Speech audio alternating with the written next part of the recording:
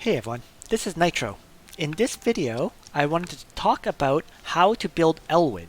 And the reason I wanted to cover this is because with Major Update 3, which was just released today, Elwin has gotten his buff for his talent, which has raised Elwin to a top tier character from before, where he was a good character, but he wasn't exactly top tier. So I'll talk everything about how to build your Elwin. Now, I'm going to begin by talking about his soldier boosts. And to do that, I'm going to open the bond powers quickly. So, in the bond powers, you can see that he boosts attack and defense with one bond, and as with everyone else, he boosts all stats with the other one. So that is Elwin's boost. So now, in terms of his natural boost, I'm going to bring up Elwin's, combat character sheet, and we'll bring it up here. And you can see that each hit points and magic defense is already above 11%. So his boost, his personal boost, is actually kind of spread out. It's 5% hit points, 10% attack, 10% defense, and 5% magic defense. So it's a little bit awkward in that sense. So it means what he caps out at is his final boost for his soldiers is 15% to hit points, 35% to attack, 35% to magic defense, and then 35% to defense, and then 15% to magic defense. So he doesn't exactly get the plus 40% attack that other top tier melee heroes have, but he makes up for it via his talent. Because Brave's Will, what it does is it increases damage by a certain percentage, and after battle, there's another certain percentage to restore hit points. And the hit point restoration is 30% of the hero's damage dealt. Now, it's important to note, this damage increase does increase with the star levels. So it's 10% at 3 stars, 15% at 4 stars, 20% at 5 stars, and then 30% at 6 stars. For the hit point restoration, it's 40% at 3 stars, 60% at 4 stars, 80% at 5 stars, and then a full 100% at 6 stars. So that was the big boost for Brave's Will, where the percentage was increased. So at 6 stars, Elwin is guaranteed to heal after a battle, which is very, very useful, because now Elwin can tank hits without a tank, for example, and heal up after every fight.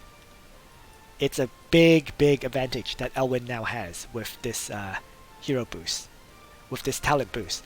In addition, another nice thing about Elwin is he's actually 3 different factions. He's considered Empire, Legion of Glory, as well as Protagonist.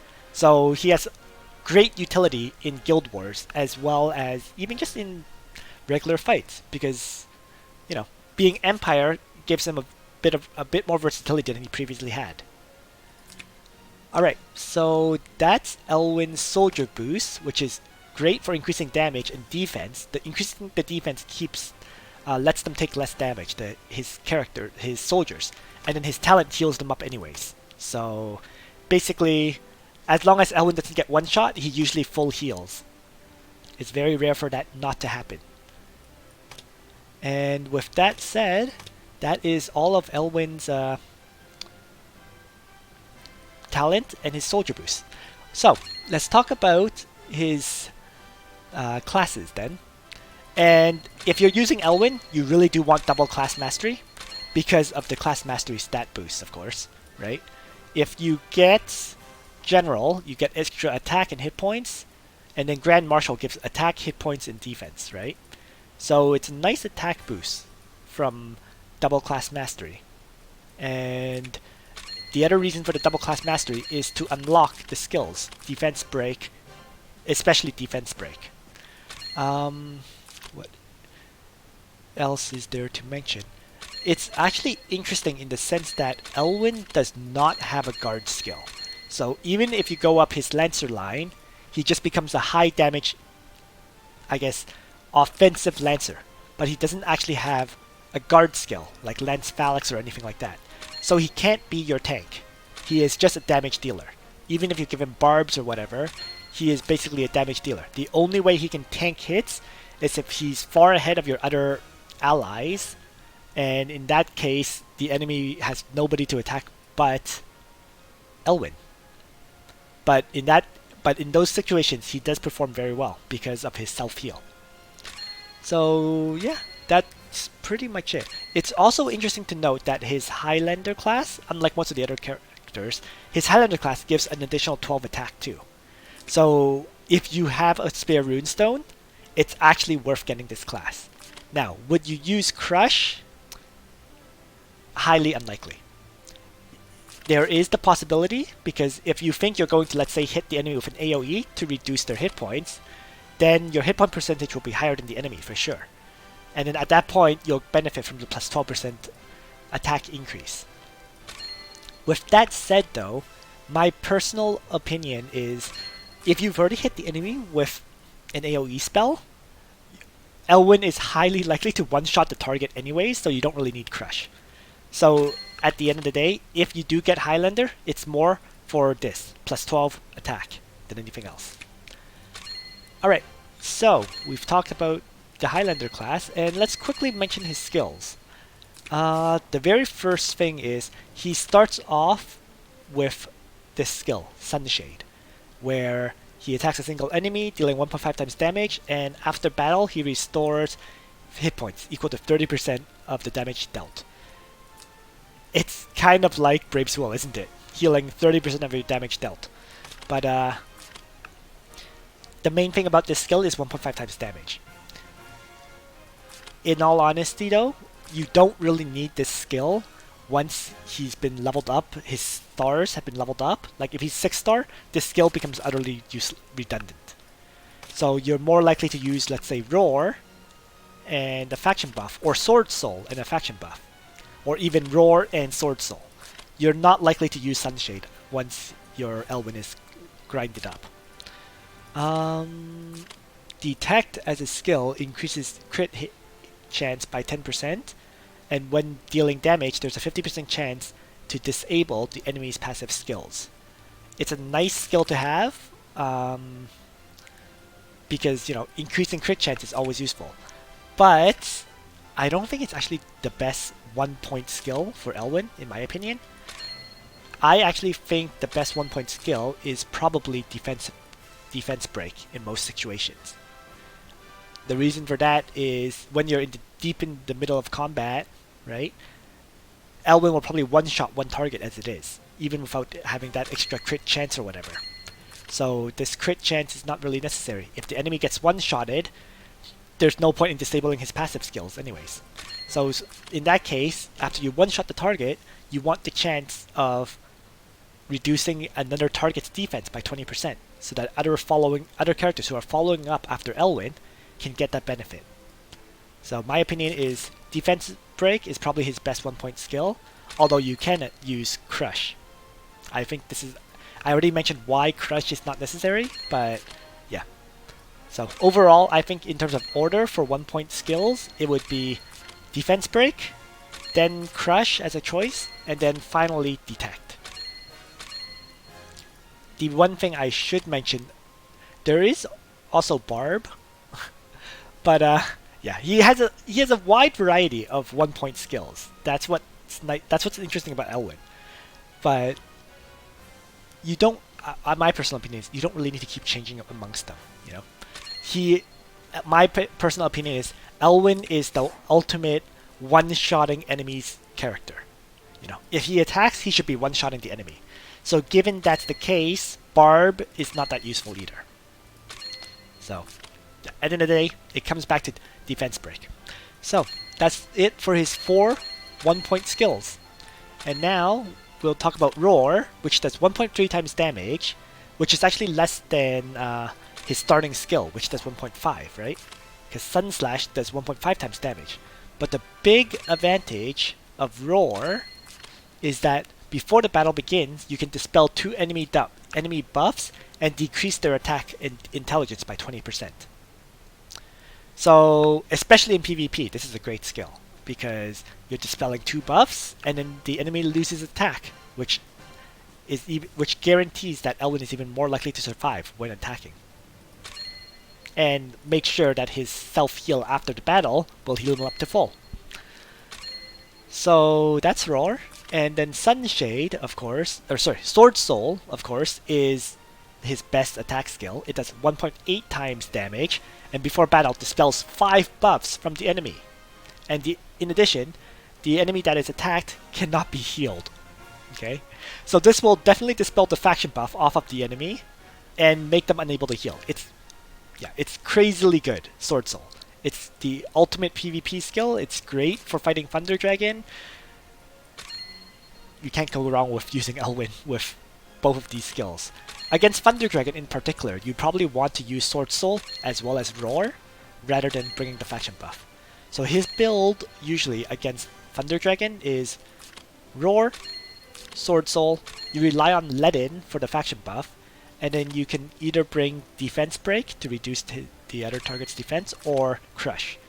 This is one of the situations where Crush will be useful, because as the Thunder Dragon takes damage, you're definitely going to do 12% more damage to him. So, yeah, Elwin is one of those few characters where I actually recommend, if you're going to build him, unlock all his classes. And then finally, his other skill is Frontal Assault. Yet another strong attack skill. So you can see, like, Elwin just has... He actually has 4 different attack skills. Sword Soul, Roar, his starting skill, Sun Slash, and finally Frontal Assault. And with regards to Frontal Assault, it deals 1.7 times damage, and before entering battle, you add 20% attack to defense and disable all enemy passive skills. With this one, the main thing is that it deals 1.7 times damage. It's one thing you could do for PvP purposes would be Sword Soul and Frontal Assault rather than Roar. That is one possible build for him. Because, well, it does 1.7 times damage as opposed to 1.3. The thing you need to be aware though is that this Roar is definitely more random because of the Dispel 2 enemy buffs, right? If you remove the enemy defense buff, then you could be doing similar damage, but not quite the same. So, Frontal Assault, my opinion in general is that it's a great second attack skill for Elwin if you don't need to bring the faction buff, you know. But you do need to be aware that it does also have the 5-turn cooldown. So, you know, Sword Soul 5-turn cooldown, Frontal Assault also a 5-turn cooldown. So that's pretty much everything I wanted to say about Elwin. In terms of his classes, anyways. 4 attack skills, 4 1-point skills, right?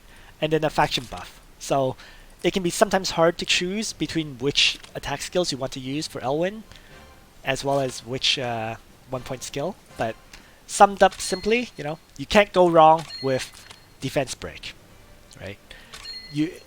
Crush is useful for fighting against Thunder Dragons, like high hit point targets that you know will take some time to kill. And then finally, with regards to attack skills, if the enemy buffs itself, use Roar and Sword Soul. For PvP, generally you use Sword Soul and Frontal Assault, right? And we let In do the faction buffing and divine guarding and all that stuff. So that's it for Elwin's skills. Now, in terms of soldiers, he is very, very simple. Masked Maids. You just use Masked Maids, and sometimes you may use Phalanx if you're fighting against lots of cavalry units, and you wanted to use a Lancer attacking version of Elwin. But in general, Masked Maids is his go-to unit. And Masked Maids has also gotten their boosts. Let me quickly bring that up in the training ground because it just shows the information better. So, Masked Maids at level 4, they now lose 8% of the troops of their hit points. Okay?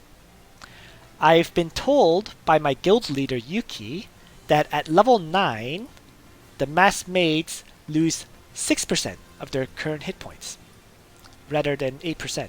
So this value keeps dropping.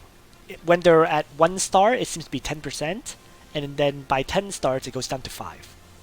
So it looks like every 2 levels, it drops by 1%, right? At level 2, it becomes 9%. Level 4, it becomes 8. Level 6, 7. Level 8, 6. And then level 10, 5%. And of course, while losing hit points, their attack and defense and magic defense increase just keeps jumping up. So 24, 27, 30, it just keeps increasing. So mass maids get a huge stat increase, and because they lose some hit points and it's below 10%, it means now one of the soldiers will not die off. Before, this was capped at this was a permanent 10%, which meant the mass maid soldiers, before you fight, drops from 10 soldiers to 9, which was reducing your damage. Now that with this new change, one soldier will not die.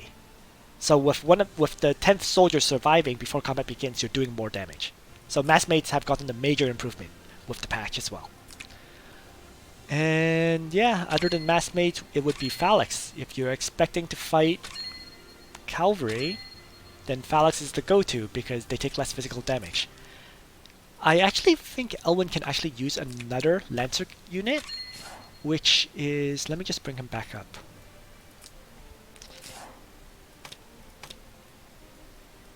Let's see.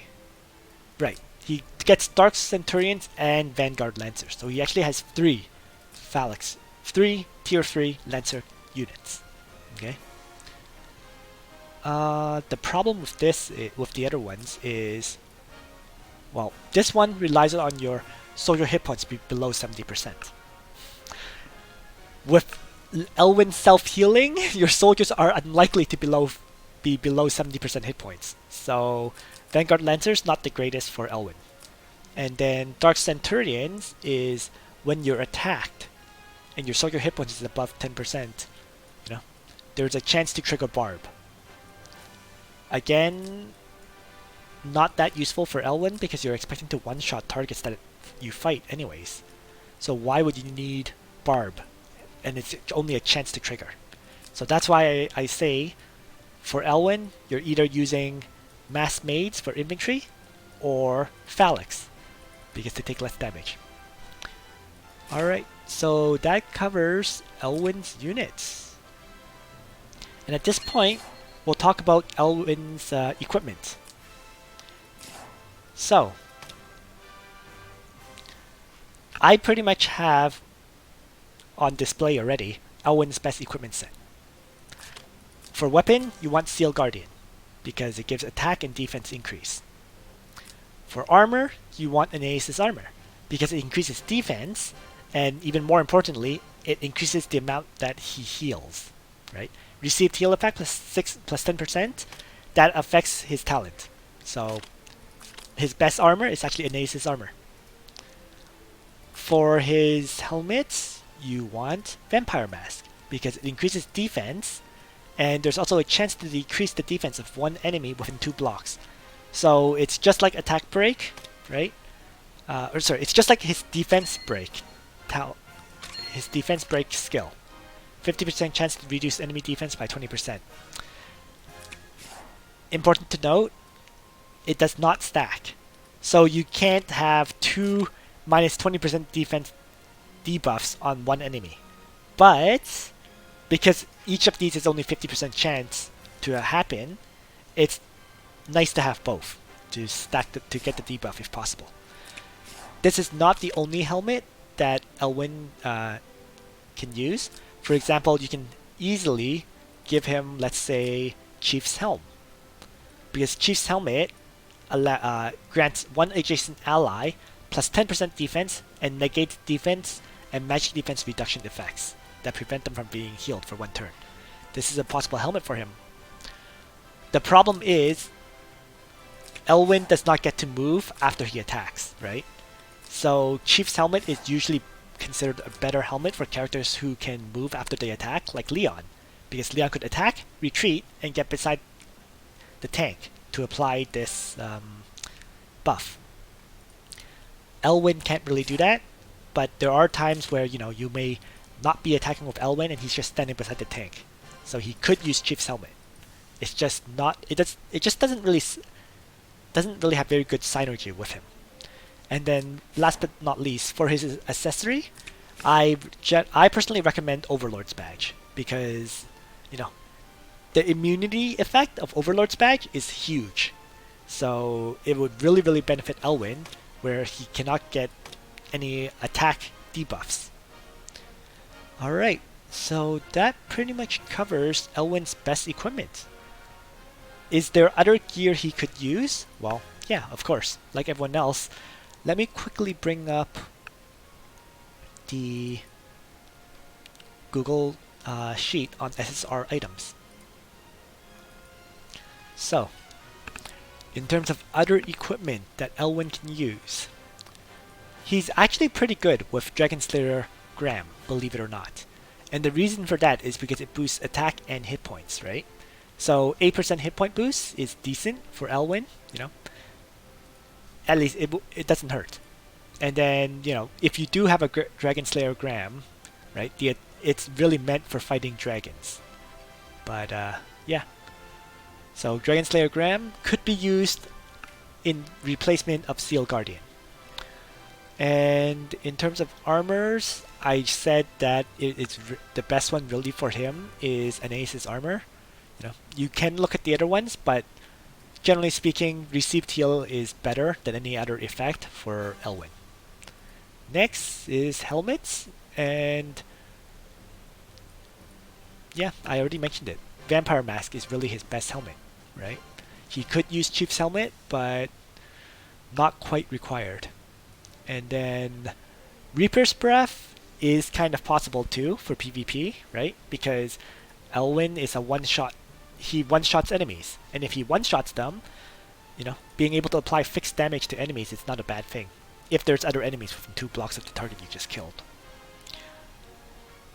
And other than that, so yeah, Reaper's Breath could actually work rather than Vampire's Mask. It's just whether you want, I guess, 10% defense or 10% hit points. And I think that pretty much covers the possible helmets for him. So after this is the SSR accessories. And SSR accessories, I already said, the best one for him is definitely Overlord's Badge, because that immunity effect is so big for Elwin, right? Immune to attack down, defense down, magic defense down, and mobility down. So just since Elwin struggles to get into, I guess, melee range, this can be clutch. But you can also give him, let's say, Divine Boots. Right? Now, it's important to note, if you give him Divine Boots, he's losing 74 attack from the accessory. And that's huge. Very big. So, it would really affect your ability to one-shot enemies. So, is Divine Boots for the +1 speed worth it for Elwin? In all honesty, probably not. But you could for some maps where speed is the priority. Other than that, you know, you really just, at the end of the day, you just really want an accessory that gives plus attack for Elwin. Overlord's Badge is the final one, of course, but he could use any other accessory that gives plus attack. And he will be great. So that pretty much sums up Elwin's equipment. And at this point, there is one other thing I should mention. First is that on the Chinese server, Elwin has an exclusive weapon, right? Kind of like how I mentioned Lana gets an exclusive armor eventually, Elwin gets an exclusive weapon. And Elwin's exclusive weapon has the clocks effect. So when you use a skill to damage the enemies, there's a 30% probability to reduce the skill cooldown by 5. So with the exclusive weapon, he can then use both of his 5-turn cooldown attack skills very happily. Because, right, that way you attack with one, then you attack with the other, and hopefully his weapons effect will activate, and so that he can keep attacking with those skills. But it is hard to get that weapon. I believe I was told by someone mentioned that you can only choose one of them unless you pay for these exclusive weapons. And then if you're going to choose one, generally the recommended weapon is, the recommended exclusive item is Lana's armor as opposed to Elwin's weapon. So there you go. But yes, he does have an exclusive weapon that gives the clock's effect. And then finally, in terms of his enchants, it's actually kind of hard to say for Elwin in terms of his enchant. Because there's multiple choices, right? Generally speaking, you can't go wrong with Full Moon, right? Offensive and defensive stats increase by 10% when hit points is above 80%. And with Elwin's talent healing him permanently, right, his hit points should always be above 80%.